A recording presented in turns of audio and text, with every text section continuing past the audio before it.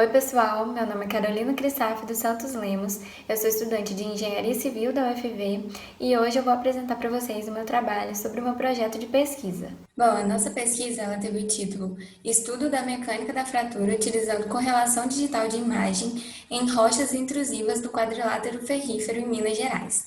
Ela foi composta por mim, professor orientador Eduardo Antônio Gomes Marques e o mestrando Lázaro Corrêa Marcelino.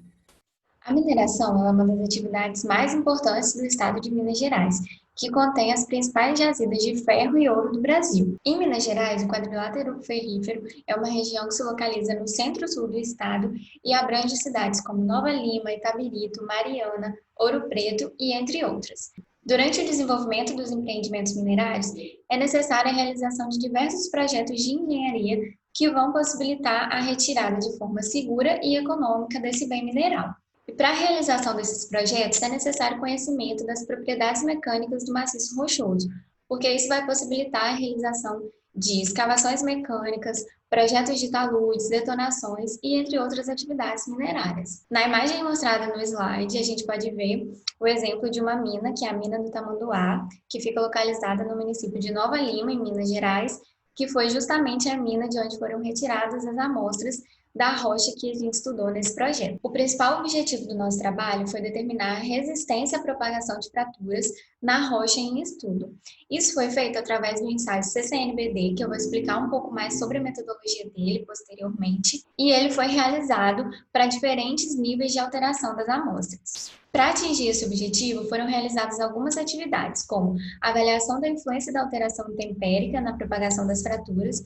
Isso foi feito através de ciclagens sucessivas de água estufa, avaliação do parâmetro de tenacidade, que é o K1C, e a sua variação com o intemperismo, a análise da influência do ângulo entre o entalhe da amostra e a direção de carregamento do ensaio, que eu também vou explicar posteriormente, e a avaliação do uso da técnica de correlação digital de imagem para a determinação de deslocamentos em amostra de rocha. O material utilizado nesse trabalho foi uma rocha básica intrusiva, que foi coletada através de sondagens rotativas de uma mina da mineradora Vale, que foi a mina do Tamanduá, que eu mostrei a foto anteriormente, e no total foram utilizadas 66 amostras para a realização dessa pesquisa. Os ensaios realizados foram o ensaio CCNBD, o ensaio de autorabilidade, e a metodologia DIC aplicada ao ensaio CCNBD. Vou explicar um pouquinho deles agora. Bom, um dos nossos objetivos era obter o parâmetro de tenacidade à fratura, que nada mais é do que a resistência que um material que já possui uma trinca pré-existente,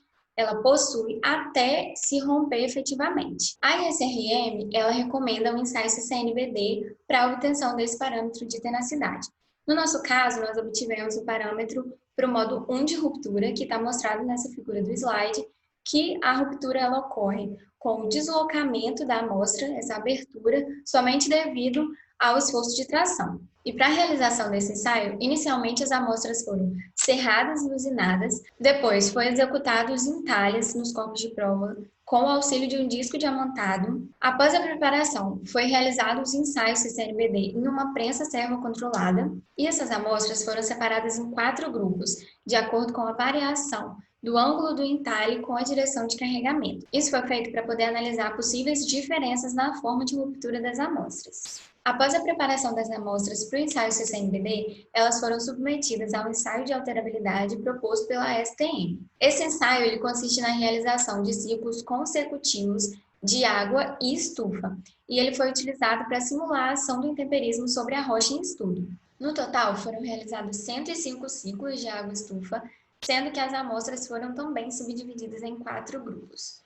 O primeiro grupo foi submetido a 20 ciclos de água e estufa, o segundo grupo foi submetido a 50 ciclos, o terceiro a 85 ciclos e o último grupo a 105 ciclos. A metodologia DIC, mais conhecida como correlação digital de imagem, foi utilizada tanto para medir a abertura do entalhe das amostras, quanto para observar as formas de ruptura dessas amostras, quando variou-se o ângulo de inclinação entre o entalhe e a direção de carregamento. Após a preparação das amostras, elas foram submetidas a um ensaio de compressão diametral, em que todo esse ensaio foi filmado com o auxílio de uma câmera e uma iluminação de LED. Depois disso, o vídeo da gravação desse ensaio foi colocado no programa Concorrelate para que ele pudesse gerar esse mapa de deformações. A partir do ensaio de alterabilidade, foi possível obter resultados tanto qualitativos quanto quantitativos. Com relação aos resultados quantitativos, nós obtivemos dois gráficos.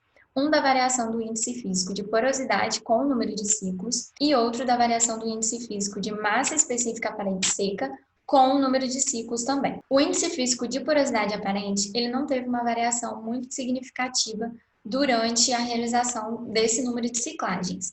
Já a massa específica aparente seca, ela teve uma diminuição, como a gente pode observar no gráfico do slide, porém essa diminuição também foi pequena, se deu na segunda casa decimal. Isso pode ser explicado com base no fato de que a rocha em questão, ela possui um valor de porosidade baixo, como a gente pode ver no gráfico, e esse número de ciclagens realizado não foi capaz de provocar um aumento tão grande da porosidade da rocha. Já com relação aos resultados qualitativos, eu separei 4 amostras que foram submetidas a diferentes números de ciclagens da água estufa, e a gente pode perceber o aparecimento de fissuras nas amostras. Em todas as amostras submetidas ao ensaio de alterabilidade, foi possível observar o surgimento de trincas, fissuras e lasqueamento. Já com relação ao ensaio CCNBD, com a aplicação da metodologia DIC, foi possível obter gráficos da força pelo CMOD, que é a abertura do entalhe, e nesses gráficos a gente pode observar uma tendência de ruptura para um determinado ângulo. Por exemplo, as curvas cinza e azuis elas são equivalentes às amostras ensaiadas a 90 graus e 45 graus. A gente pode observar que a tendência de ruptura dessas amostras se dá por uma compressão desse entalhe, então ele vai diminuindo até a ruptura final da amostra. Já as curvas verde e laranja, elas representam as amostras ensaiadas a 0 e 23 graus. A gente pode observar uma mesma tendência de ruptura para esses dois ângulos ensaiados, que se dá por uma expansão do entalhe até a ruptura total da amostra. Ainda com relação a esse ensaio, também foi possível observar uma tendência na forma de ruptura de acordo com o ângulo ensaiado, como a gente pode ver na figura à esquerda do slide. A figura A, ela representa uma amostra ensaiada a 0 graus, em que a ruptura se dá na ponta do entalhe e vai com direção ao ponto de contato da prensa com o corpo de prova. Já na figura B e C, elas são equivalentes ao ângulo de 23 graus e 45 graus, respectivamente, e a gente pode observar que com o aumento desse ângulo, a ruptura ela começa a se afastar das pontas da trinca e vai se aproximando do centro do entalhe. E a figura D, ela é de uma amostra ensaiada a 90 graus, em que a ruptura ela se inicia no centro do entalhe e vai até o ponto de contato com a prensa. E um outro resultado obtido com a realização desse ensaio, que foi o objetivo principal do trabalho, foi a obtenção da variação do valor de tenacidade à fratura com o passar dos ciclos. No gráfico mostrado no slide, a gente pode observar que até o número de 50 ciclos de água estufa, o valor de tenacidade à fratura ele não teve uma variação muito grande, mas a partir da realização de 85 a 105 ciclos, ele já teve um decréscimo significativo no seu valor. E as conclusões obtidas com a realização desse trabalho foram que o número de ciclagens realizadas ele não foi capaz de simular de forma quantitativa a alteração dos índices físicos das amostras, principalmente o índice físico de porosidade. Para que isso fosse alcançado, provavelmente teriam que ser realizados um número maior de ciclagens água-estufa, ou então ser utilizado um catalisador para que esse intemperismo ocorresse de forma mais rápida. Mas, de forma qualitativa, a gente pode observar a influência do intemperismo sobre a rocha, com a formação de fissuras, trincas e lasqueamentos nas amostras. Uma outra conclusão foi que, com a realização da metodologia DIC nos ensaios CCNBD, foi possível observar as diferentes formas de ruptura das amostras, variando-se a inclinação entre o entalhe e a direção de aplicação da força. E também foi possível observar que o valor de tenacidade à fratura, ele decresceu com o passar das realizações de ciclos água-estufa nas amostras. Essa foi a bibliografia utilizada para a preparação dessa apresentação e eu gostaria de agradecer o apoio financeiro do CNPq e da Fundação FACEB e também gostaria de agradecer muito ao Departamento de Engenharia Civil, especialmente ao Laboratório de Engenharia Civil e a todos os técnicos que sempre se dispuseram a ajudar no nosso trabalho. Muito obrigada e assim eu finalizo a minha apresentação.